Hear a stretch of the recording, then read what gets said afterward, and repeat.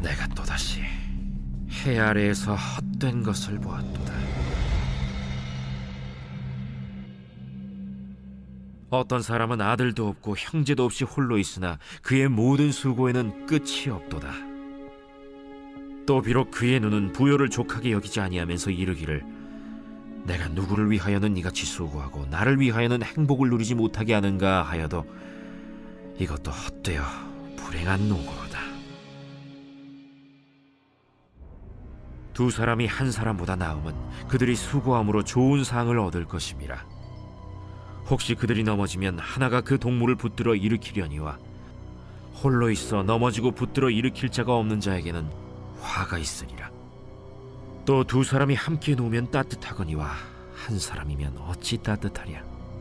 한 사람이면 패하겠거니와 두 사람이면 맞설 수 있나니 세 겹줄은 쉽게 끊어지지 아니하느니라. 가난하여도 지혜로운 젊은이가 늙고 둔하여 경고를 더 받을 줄 모르는 왕보다 나으니 그는 자기의 나라에서 가난하게 태어났을지라도 감옥에서 나와 왕이 되었음이니라. 내가 본즉 해 아래에서 다니는 인생들이 왕의 다음 자리에 있다가 왕을 대신하여 일어난 젊은이와 함께 있고 그의 치리를 받는 모든 백성들이 무수하였을지라도 후에 오는 자들은 그를 기뻐하지 아니하리니 이것도 헛되어 바람을 잡는 것이로다. 이번 한 주간도 하나님과 동행하시면서 큰 은혜와 평강을 누리시기를 주님 이름으로 축복합니다. 2010년 8월 5일에 한국 반대편에 있는 칠레에서 끔찍한 사고가 생겼습니다. 100년 된 구리 광산이 매몰이 되면서 70만 톤 가까운 암석과 흙덩이들이 궤도를 막아버렸습니다. 그래서 70m 지하에 있는 33명의 광부들이 그대로 고립이 된 것입니다. 그러나 그대로 죽지 않고 그 궤도 가운데서 서로 간의 생사를 확인하게 되었습니다. 거기 환경이 어떠했는가 하면 습도가 90이 넘었습니다. 그리고 섭씨 32도가 넘어가는 뜨거운 열기로 아주 힘든 환경을 만나게 되었습니다. 식수라고 해봐야 기름이 둥둥 떠다니는 산업용수가 고작이었습니다. 게다가 어마어마한 사건을 당하면서 이들의 마음속에 두려움이 엄습을 해왔습니다. 첫날이 그렇게 지나갔습니다. 둘째 날에 현장 책임자가 이러면 안 되겠다. 살펴보니까 식량이 10명의 강부가 이틀 먹을 양식밖에 없는 것입니다. 이 사건의 상태로 봤을 때 하루 이틀에 구출될 문제가 아니었습니다. 그래서 현장 책임자가 33명을 모아놓고 생존 수칙을 정하게 됩니다.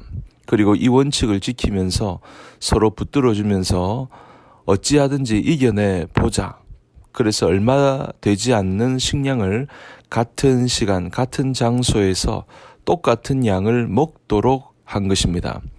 그리고 그 다음 날에 자기들끼리 잘 아는 그런 특기가 무엇인지를 나누었는데 그전에는 몰랐던 사실들을 서로 알게 되었습니다. 그래서 교회를 다니는 사람은 이 상황을 위해서 기도로 중보하게 되었고 또 어떤 사람은 기록을 담당을 하기로 했고 또 노래를 잘 부르는 사람은 노래를 한 번씩 부르면서 분위기를 부드럽게 만들었습니다. 그래서 이제 하나 둘씩 마음을 챙기면서 서로 돌보기로 했던 것입니다. 그래서 그들이 말하기를 우리는 단결했다고 말을 했습니다. 그리고 33명의 사람들이 하나가 되어 이곳을 나가더라도 우리가 영원히 우정을 나누자. 그러면서 서로 나누고 확인하고 격려하면서 하루 이틀, 일주일, 열흘을 보낸 것입니다.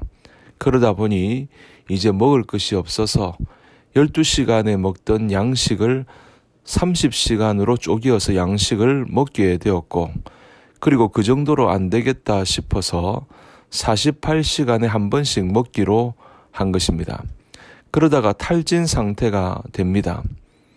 유언장을 또 남기기도 했습니다.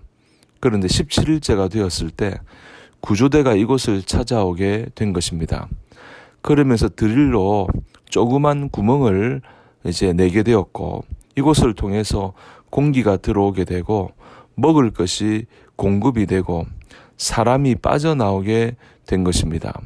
그러면서 50일이 더 걸렸습니다. 총 69일을 괭도 속에 갇혀 있으면서 그때 전원이 생존을 하게 되면서 온 세계가 그 모습을 보게 된 것입니다. 오늘 우리가 읽은 이 성경 본문은 팔레스타인이라고 하는 지리적 배경을 전제로 하고 있습니다. 팔레스타인 땅은 대부분 거친 광야 사막입니다. 그리고 산이 있다고 해도 사실 험곡과 같은 그런 험한 지역이 상당히 많습니다. 그러니까 그런 지역에서 혼자 산다는 것, 혼자 움직인다는 것은 재앙과 다를 바가 없습니다. 험곡에 빠져도 구해줄 사람이 없고 넘어져도 일으켜줄 사람이 없습니다. 도적대가 출몰을 했는데 같이 물리쳐 줄 수 있는 그런 사람이 없습니다. 그러니까 팔레스타인 땅에서는 숨을 쉬고 있다는 자체가 좋고 나쁨의 문제가 아니고 생사가 달려있는 문제입니다. 두 사람이 한 사람보다 나을 수밖에 없는 그런 조건이었습니다. 도울 수 있는 사람이 없으면 그것으로 끝장입니다. 죽는 것입니다. 같이 도울 수 있는 사람이 있다고 하면 살 수가 있는 것입니다. 더구나 그쪽 지역은 열대 지역에 속함에도 불구하고 밤이 되면 한기가 느껴지게 됩니다. 그래서 몸이 얼어 죽는 정도가 아니라 저체온증으로 죽는 경우가 많습니다. 그래서 서로 동행한다는 것이 단지 외로움을 덜어주느냐 아니냐, 더 좋으냐 아니냐 그런 문제가 아니라 생과 사를 가르고 화와 복을 가르는 아주 결정적인 조건이 되었다는 것입니다. 그러니까 친구 같은 동행이 우리의 삶에 필요한 것입니다. 9절부터 12절을 보시면 이렇게 말씀하고 있습니다. 두 사람이 한 사람보다 나음은 그들이 수고함으로 좋은 상을 얻을 것임이라. 혹시 그들이 넘어지면 하나가 그 동물을 붙들어 일으키려니와 홀로 있어 넘어지고 붙들어 일으킬 자가 없는 자에게는 화가 있으리라. 또 두 사람이 함께 누우면 따뜻하거니와 한 사람이면 어찌 따뜻하랴. 한 사람이면 패하겠거니와 두 사람이면 맞설 수 있나니 세 겹줄은 쉽게 끊어지지 아니하느니라. 두 사람이 한 사람보다 낫다고 합니다. 나은 정도가 아니죠. 살아날 수 있는 것입니다. 혹시 넘어지면 그 하나가 그 동물을 붙들어 일으켜주고 두 사람이 같이 누우면 따뜻하고 세 사람이 함께 한다면 삼겹줄이 되어서 절대로 흔들리지 않는다고 하는 것입니다. 그러니까 결국 한 사람은요, 혼자이기 때문에 힘듭니다. 두 사람이면 힘이 되어주고 세 사람이면 서로가 좋은 줄이 되어서 살아나는 것입니다. 그러므로 여러분, 한 사람보다 두 사람이 함께하고 세 사람이 함께하면 살아나는 것입니다. 돌파하고 일어나게 하는 능력이 바로 여기에 있습니다. 특별히 예수님이 두 사람이 혹은 세 사람이 함께하는 것을 너무나도 중요하게 생각했습니다. 마태복음 18장 19절 20절을 보시면 진실로 다시 너희에게 이르노니 너희 중에 두 사람이 땅에서 합심하여 무엇이든지 구하면 하늘에 계신 내 아버지께서 그들을 위하여 이루게 하시리라.